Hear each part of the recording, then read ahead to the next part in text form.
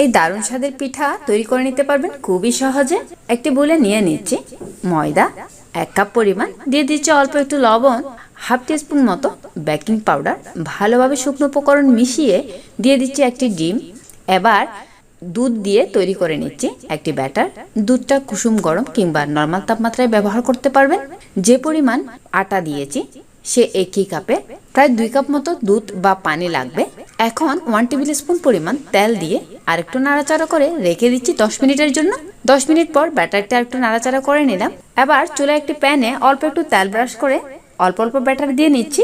আর দেখতেই পাচ্ছেন ব্যাটার দেওয়ার সাথে সাথে উপরটা কেমন ছিদ্রযুক্ত হয়ে গেছে। এ সময় চুলার আঁচ রাখতে হবে একদম হাই। এপিট উপিট করে তারপর উঠিয়ে নিতে হবে। দেখতেই পাচ্ছেন শীটগুলো কি নরম তুলতুলে হয়েছে।